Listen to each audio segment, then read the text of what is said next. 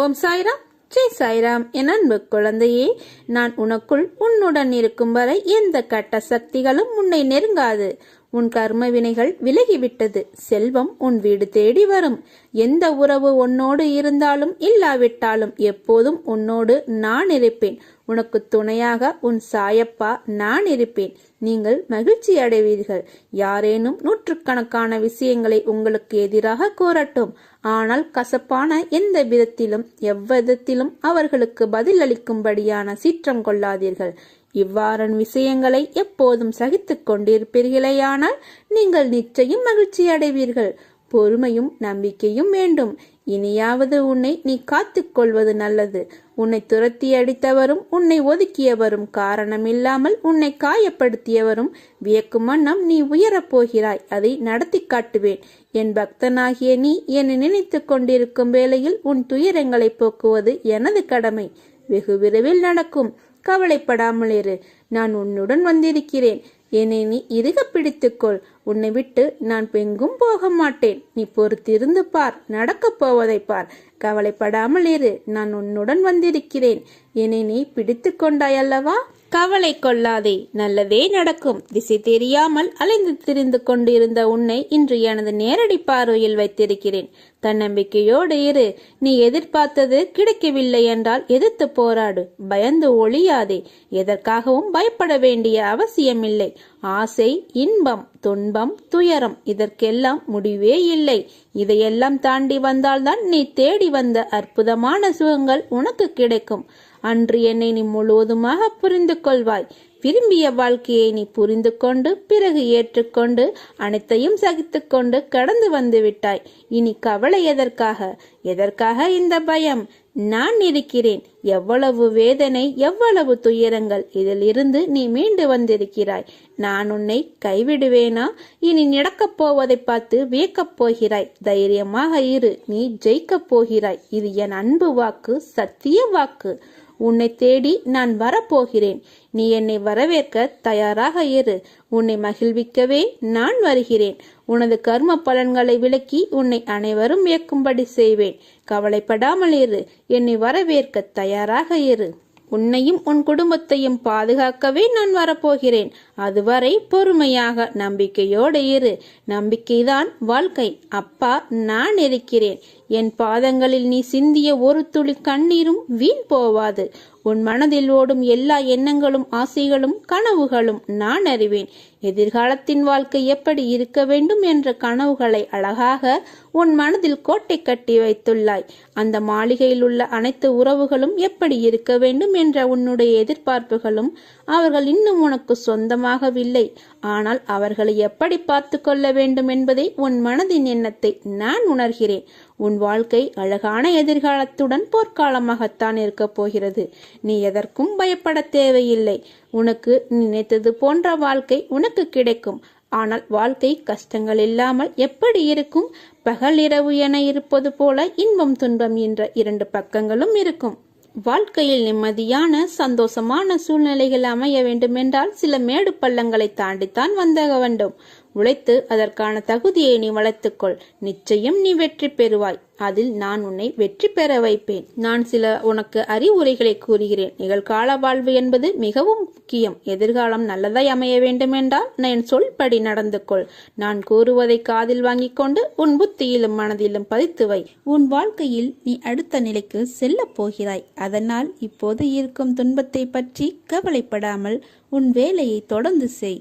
நீ வெற்றி பெறுவாய். உனக்கு நான் துணையாக இருப்பேன். ஏன் இத்தனை கேள்வியும் கொதிப்பும்? உன் மனதில் இருக்கும் அனைத்தையும் நான் அறிவேன்.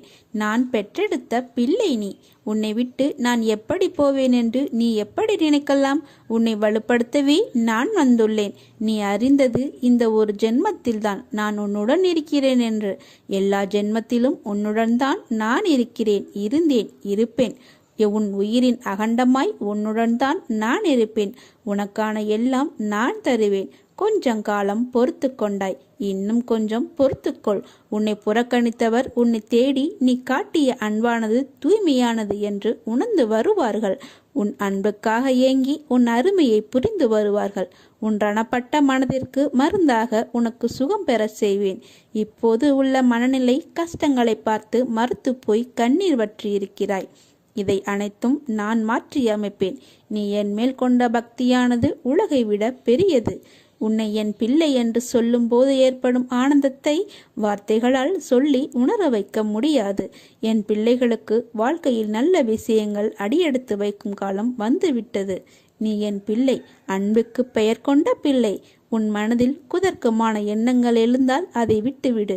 அதை பெரிதாக எடுக்காதே. மனமும் புத்தியும் நமக்கு பாதி நண்பன், பாதி எதிரி. அதனால் அவற்றை என் பாதத்தில் வைத்துவிடு. நான் பார்த்து கொள்கிறேன். நிறை குறை என எல்லோரிடமும் உண்டு. அதை திருத்த நீ முயற்சி செய். இப்படி குறையுடன் இருக்கிறோமே என்று வருத்தப்படாதே. நான் இருக்கிறேன். என் ஆசியும் அருளும் உனக்கு உண்டு. நீ நன்றாக நலமுடன் நல்ல ஆரோக்கியத்துடன் வாழ்வாய். உன் அம்மாவாக அப்பாவாக என்றும் உன்னை அரவணைத்து காப்பேன். இந்த உலகத்தில் அனைத்து ஜீவராசிகளும் எனது கட்டளைக்கு உட்பட்டவை. அது யாராக இருந்தாலும் விதிக்கப்பட்ட கர்ம பலன்களை அனுபவித்தே ஆக வேண்டும். இது உலக நியதி. ஆனால் உனது கர்ம பலனையும் அனைத்து ஜீவராசிகளின் கர்ம பலன்களையும் சேர்த்து நான் சுமந்து கொண்டிருக்கிறேன். நீ செய்யும் அனைத்திற்கும் கணக்கு வைத்திருக்கிறேன். எனக்கு தெரியாது என்று மட்டும் நினைக்காதே. ஒவ்வொரு செயலிற்கும் தனித்தனியாக கணக்கு வைத்திருக்கிறேன். எல்லாவற்றையும் செய்துவிட்டு எப்படி உன்னால் அழைக்க முடிகிறது? என்னை எப்படி எனது நாமத்தை உச்சரித்து கொண்டிருக்கிறாய்? உன் மனதில் எந்த சலனமும் இல்லாமலாயிருக்கிறாய்? நான் உனது பாவ மூட்டையை சுமந்து கொண்டிருக்கிறேன். நீ செய்த தவறை உணர்ந்து கிடைத்த வாழ்க்கையை நிம்மதியாக வாழ கற்றுக்கொள். என் மீது முழுமையாக பக்தியை செலுத்து. உனக்குள் இருக்கும் கெட்ட எண்ணங்களை மாற்றுவதற்கு வழி செய்து கொண்டிருக்கிறேன். உனது சுபாவத்தை மாற்றிக்கொள்ள முயற்சி செய். உனக்கு வாழ்க்கையில் ஏற்பட்ட துயரங்களை விரைவில் அகற்றி உனக்குள் இருக்கும் கெட்ட சிந்தனைகளை ஒழிக்கப் போகிறேன். காத்திரு. நீ எனது பிள்ளை. உன்னை கண்டிக்க புத்தி புகட்ட எனக்குத்தான் உரிமை இருக்கிறது. கவலைப்படாமல் இரு. நீ மாறப்போகிறாய். பொது வாழ்க்கையை அனுபவிக்கப் போகிறாய். தைரியமாக இரு. ஜெயிக்கப் போகிறாய். அன்று என்னை புரிந்து கொள்ள முயற்சி செய்வாய். பேச முடியாமல் தவிப்பாய். என்னை தேடி அலைந்து ஓடி வருவாய். ஆனந்தத்தில் என்னை பார்த்து அழுது விடுவாய். உன்னை தோற்க விடுவேனா? அதற்காகவா நான் உன்னை தேடி வந்திருக்கிறேன்? கவலைப்படாதே. நிச்சயமாக உன்னை கரை சேர்ப்பேன். இது தெரியாமல் கவலைப்பட்டு கொண்டிருக்கிறாய். நம்பிக்கையோடு இரு. நம்பிக்கைதான் வாழ்க்கை. அப்பா நான் இருக்கிறேன் நிழலாக. பஞ்சபூதங்களான இவ்வுடம்பு அழியக்கூடியது, நிலையற்றது. ஆனால் அதனுள் இருக்கும் ஆன்மாவே பரம்பொருள். அதுவே அழியாததும் நிலையானதுமான பரிபூர்ண உண்மையாகும். இப்புனித மெய்மை உணர்வு நிலை அல்லது பிரம்மமே மனதிற்கும் புலன்களுக்கும் அதிபதியாகும். நம்மை ஆட்டுவிப்பவரும் நம் சாய்பாபாவே. அவரே நம் பரம்பொருள்.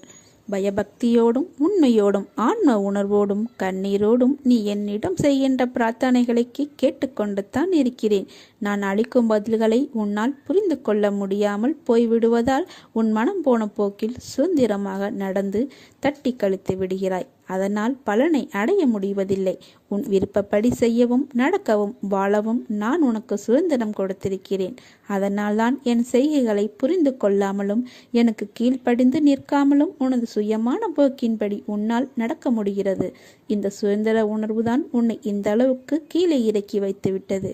கீழே இறங்கிவிட்டோமே என்று வருத்தப்படுகிறாய். கீழே வந்து விட்ட போதும் உன்னை நினைத்து பெருமைப்படுகிறேன். உனது இரக்கமுள்ள குணம், பிறருக்கு உதவ வேண்டும் எனும் உன்னத மனோபாவம், இந்த நிலையிலும் பிறர் கஷ்டப்படுவதை காண சகிக்காத மனம், இருக்கும் இடத்திற்கு விசுவாசத்துடன் நடந்து கொள்ள வேண்டும் என்று நினைத்து அதன்படி நடந்து வந்தால்தான் கீழ்நிலைக்கு இறங்க நேர்ந்தது என்று நினைக்கிறாய். கெட்டவர்களும் கெடுமதி உள்ளவர்களும் நன்றாக இருக்கும்போது நல்லவர்களான நாங்கள் மட்டும் ஏன் கஷ்டப்பட வேண்டும்?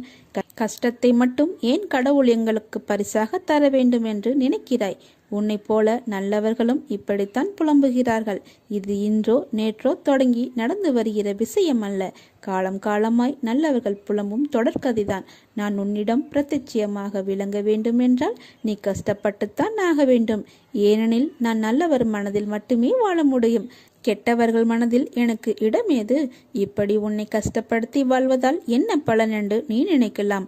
நான் உன்னை பக்குவப்படுத்தி பெருமைப்படுத்துவதற்கு உனக்கு தந்த வரப்பிரதசமாக இது கொடுத்திருக்கிறேன்.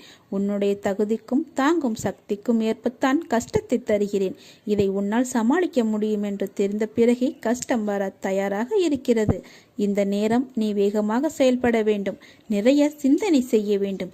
இதன் மூலம் இப்போது உள்ள நிலையை விட பல மடங்கு உயர்வடைய வேண்டும் என்பதற்காகவே இதை உனக்கு கொடுத்தேன். இதோ இருள் நீங்கி பிரம்ம முகூர்த்த நேரம் ஆரம்பமாகிவிட்டது. உன் கஷ்டங்களும் பிரச்சனைகளும் முடிந்து போகும். எல்லாம் நல்லதாகவே நடக்கும். எல்லா துன்பங்களும் விலகி புத்துணர்வோடு நீ இருக்க போகிறாய். சோர்ந்து போகாதே, தைரியமாக இரு. நான் உன்னுடன் உன் கூடவே இருக்கிறேன். எண்ணங்கள் என்ற வலையில் எல்லோரும் சிக்கிக் கொள்வது இயல்புதான். ஆனால் எண்ணங்கள் தான் செயலின் வெளிப்பாடு என்ற உண்மையை மறவாதே. உன் எண்ணங்களை நேர்மறையில் கொண்டு வா, எல்லாம் சரியாகும். எதிர்மறையை தகர்த்து விடு. உன் வாழ்க்கை என் பொறுப்பு. உன்னை விட்டு நான் விலக மாட்டேன். உன் அம்மாவாக அப்பாவாக என்றும் உன்னை காப்பேன். உன் வாழ்க்கைக்கு நானே பொறுப்பு. இந்த உலகில் எத்தனையோ ஜீவராசிகள் எதுவும் மாயை வலையில் சிக்காமல் இருப்பதில்லை. இந்த பிரபஞ்சத்தில் நீ எதை விதைத்து அதன்படி வாழ்ந்தாலும் மாயை இடைத்தரகராக வந்து உன்னை அலைக்கழிக்கும்.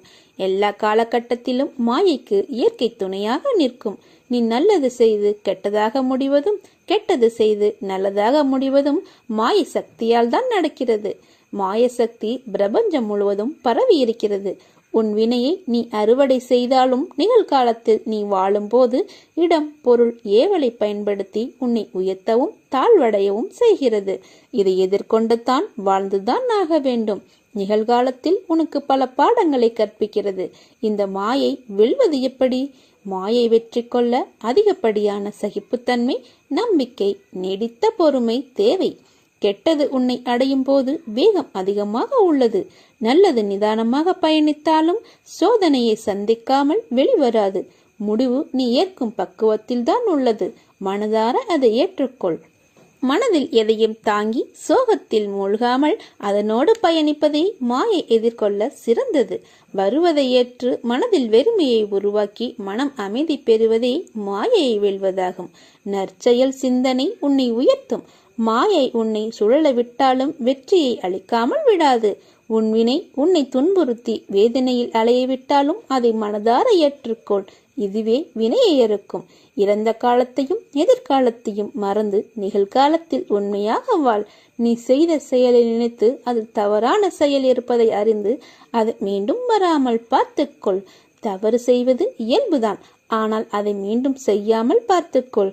பிறர் உன்னால் படும் வேதனையே உனக்கு வினையாக தொடர்ந்து மாயையில் சிக்க வைக்கும். பொறுமை, நிதானம் அவசியம் தேவை. இதைவிட மிக பெரியது சகிப்புத்தன்மை. சகிப்புத்தன்மை கொண்டவன் மாயையை வென்று விடுகிறான். எனவே வாழ்க்கை பயணத்தை இனிமையாக்கி மாயையை வெற்றிக்கொள். உனக்கு எல்லா சூழ்நிலைகளிலும் நான் துணை நிற்பேன். என் வார்த்தைகள் மீது நம்பிக்கை வைத்து செயல்படு. வாழ்க்கையில் நீ உயர்ந்த நிலையை அடைவாய். வாழ்வில் என்றும் நாணயம் போல இரு பக்கம் இருக்கும். ஆனால் அதில் ஏதோ ஒன்றில்தான் நமக்கென்ற தேவைப்படும் பக்கம் இருக்கும். நமக்கான இடம் வரும் வரை நம் பக்கத்திற்காக காத்து கொண்டுதான் இருக்க வேண்டும். இந்த கணம் மிக கடினமாக தோன்றினாலும் அடுத்த கணம் மிக அதிக சுகமாக தோன்றக்கூடும். எனவே எந்த நேரத்திலும் வாழ்க்கையை வெறுக்கக்கூடாது. நம்பிக்கை மற்றும் பொறுமையை இழக்காமல் இருங்கள். உனது தோஷங்கள் விலக உன் விருப்பப்படியே உன் வசதிக்கு ஏற்றவாறு தானங்கள் செய். மங்களம் உண்டாகும். அனைத்தும் நலமாகும். பந்தயத்தில் பல குதிரைகள் வந்து கலந்து கொள்ளும்.